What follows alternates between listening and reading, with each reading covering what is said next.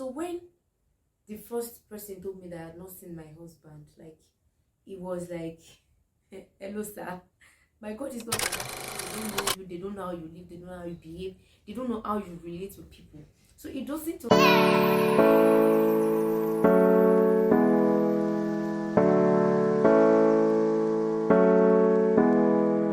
Hello homies, welcome back to my YouTube channel. If this is your first time here, my name is Christiana Shomi Enyere, and if you're a returning subscriber, thank you for always coming back to my channel. So this is like my first video since my birthday, and that is why I have my birthday frame here. So all of you must see my frame. I look so beautiful. I'm not very good with my own makeup, that's why there's no makeup on my face like most of the time, but I promise you I'm learning, and you know. And yeah, also I got this for my birthday, and oh god, I was close to tears. My pictures, you know, notes from my loved ones, families, friends, and all of that. So I go back to reading once in a while when I feel like.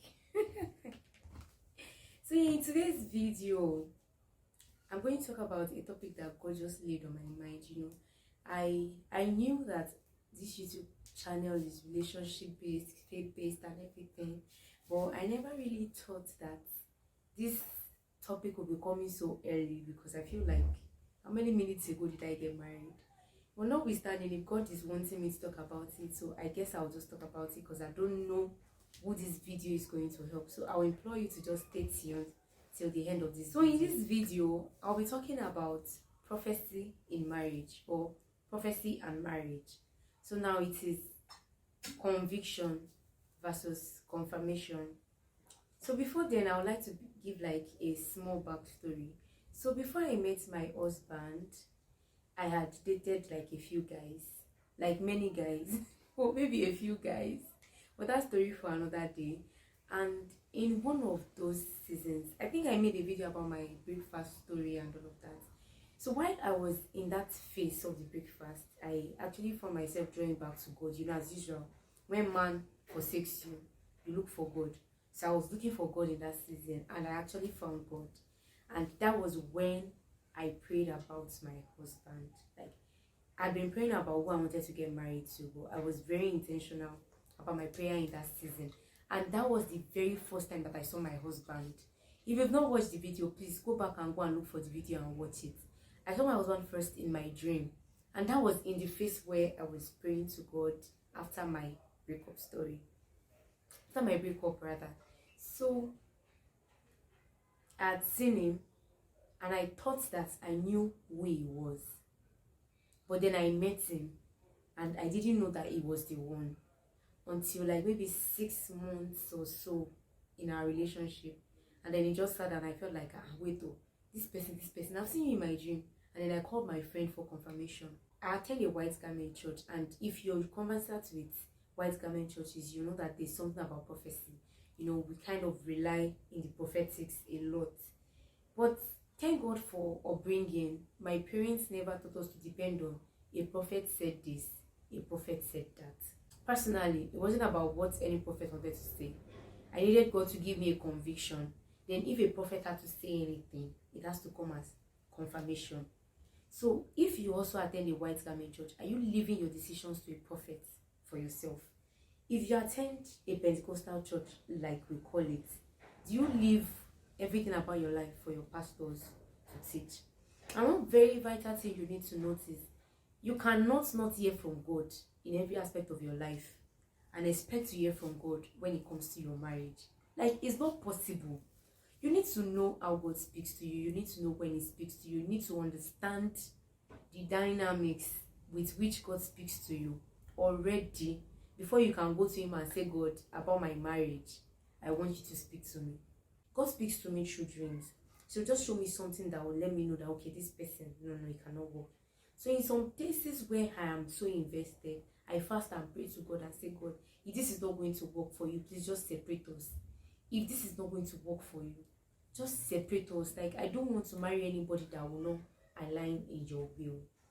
And just like I said in one of my videos, shortly before I met my husband, I was in a relationship with someone that is also almost as tall as my husband and all of that. You know, he had all the physical attributes. But then I wasn't patient, I wasn't praying. I just okay, I've been single for too long, so maybe let's just try it. And then when we broke up again, I just told God, God, see, this early new year I'm breaking up. I'm not even interested in anything again. And then I'm not interested in anything again, but let your will be done in my life. Like that year, I know that I didn't even give God any specification, I didn't even tell God anything. And in less than 2 weeks, I met my husband. We had been talking before we met physically, so in our conversations, we obviously already knew where it was tilting towards, and I was already praying about my husband. But before we met, I didn't know that he already had a conviction. I did not have a conviction at that time. I was just like, oh, I told you that I don't want to do, but if you want to do, no problem. So when we started talking, and it was like, you have to do this, you have to do that, I knew that, okay, this is like a lifelong commitment. But then I trusted that God will not lead me to something that it doesn't work for me. So I kept praying. So when the first person told me that I had not seen my husband, like, it was like, hello, sir. My God is not an author of confusion. I was drawn back, but I was like, no, I know what I saw. So no prophet can tell me that this one is not valid, like it's not possible. And then the next person that told me was like, I think after 3 or 4 months. No, it was almost after a year that we were dating. And then the person that told me that that I should keep myself for, that I should not sleep around, that the person I'm with is not my husband.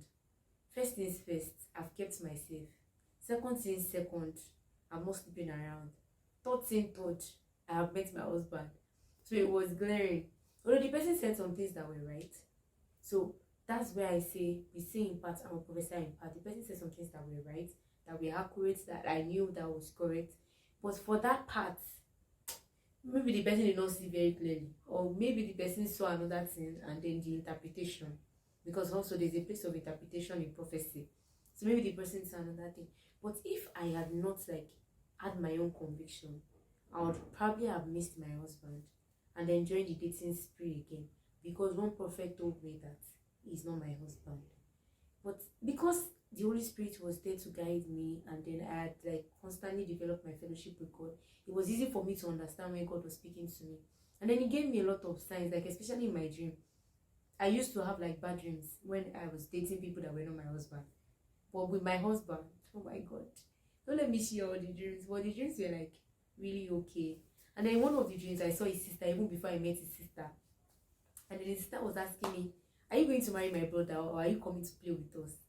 And that dream was like, I'll marry your brother, I'll marry him, I'm here to stay. And then when I woke up, I'm like, well, I'll be like, basically, all I'm trying to say is, you need to get your conviction from God. There may be confirmation from others, because out of the mouths of 2 or 3 people, the truth is established. But it doesn't mean that you will not rely on them to make your decision for you. If you don't have a relationship with God, please go and develop a relationship with God, whether you're a man or a woman, because it is only your relationship with God that will guide you when the time is right for you to make your decisions. So a lot of people fall victims of, my pastor said he's my husband. Your pastor, is he a seer? I don't understand. No disregards, no disrespects. My mom is a prophetess, so I kind of understand how it works. I am not a prophetess, but my mom is. And speaking to her, she made me realize that in the prophetics, if someone comes to you and says, please let me pray about this person, you're trying to pray and see the future concerning both of them. If what you are saying in the future feels good for you, it doesn't mean that what you are saying in the future feels good for the person. So the person really needs to have a conviction with God for the person that you are deciding to marry. So you cannot say, you want to marry and you not give a prophet's name. Please let me pray on this name. Which one is going to be good for me, or which one is going to be bad? Judge yourself. Are you listening to God? So fine, your pastor can tell you, oh, this person may be good for you, this person may be bad for you, but that should be a confirmation. Your pastor is not the one that should give you conviction. You need to get your conviction from God. You need to pray, listen, and hear God speak. So I was watching one pastor, and he said, some of us wait for the thunder, the lightning, and the voice of God. Oh, my daughter, my son, speak to me. No. God can decide to speak to you through the scriptures. He can decide to speak to you through dreams. He can decide to speak to you through a still voice. He can decide to speak to you through your conscience. There's one term that we use for that in Yoruba is Imuaya. I don't know how I'm going to. It's like it speaks to your consciousness. So the spirit in you will bear witness that okay, this is God that is talking.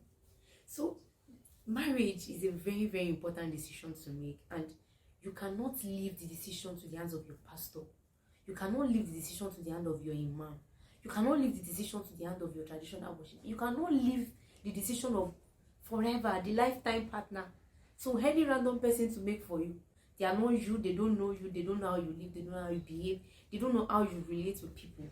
So it doesn't just make sense for someone to tell you that okay, this is the person you are going to marry, and they say okay, boom. They say this is the person you are going to marry, and then you have to stick to the person. So God has given us the wisdom to choose, and then we can allow him guide us in our decisions. So one funny thing in my dating years is that whenever I meet someone and then I'm praying to God about the person, I'm not patient. I don't wait for God to tell me to go ahead before I go ahead. Then when I now go ahead, God will now be talking to me about the person. But I've invested my emotions, I've invested many things, and then I'll be like, God, why didn't you tell me this before? But we can still do it. And then in the long run, coconut head, but eventually part ways. But with my husband, I wasn't really like, okay, when I met him, we just wanted to like make it work. So it was not a love at first sight kind of thing. It wasn't attraction. It wasn't physical attraction. But we met and then we decided that okay, we can do this, we can make it work. And then we were praying about it, and both of us got our convictions separately. It's not like his conviction was the one that convinced me. My own conviction did not convince him. Both of us had our different convictions. So it was not like someone was trying to influence the other. It's a factor of who are you listening to? Whose voice are you hearing? I know it's a noisy word, but are you listening to God? Can God speak to you? Can you recognize God's voice? So like, you want to get married, please go on your knees and pray. Tell God to reveal himself to you. Like, God, don't pass through corners. Face me, talk to me. Is this person going to be my life partner? When Abraham told his servants to get Isaac a wife, and then Isaac, the servant had a list. The person must give their cattle water. The person must do this. The person must do that. That was his own bargain with God. And when he got to the land, the first person he met was the bride that they were looking for. So God did not say, go there and go and pick a wife. He told God, okay, this is the kind of person I want for my master's son. And I have sworn by my life with my master. So I need to do it. You might have your own list of qualities that you want in a partner. Do you understand? But you need to like leave your biases when you want to make your list. So you cannot take that list to God in prayer. Like me, I always told God I don't want someone that is not taller than I am. My husband has to be tall and he has to be dark. And God gave me the two things. You have to, there are some things that you tell God that I cannot compromise on this one. And it's really not possible for God to lead you to someone that you will not like. So God will be giving you choices. Oh yeah, wait, this one. Do you think this one is good? Wait, this one. You think this one is good? So it's your prayer to God that will now guide your decision. Okay, God, I feel like, okay, can we do this? Okay, God, lead me through. Am I choosing this person or this? God will never give you someone that you are not attracted to. Maybe you might not be attracted to the person in the beginning, but it's not possible that God is leading you to someone that is going to hurt you. It's not possible that God is leading you to someone that is going to like shatter your dreams. It's not possible. So you really need to hold firm in a place of prayer. Don't leave your life decisions for a prophet to make for you. A prophet can guide you.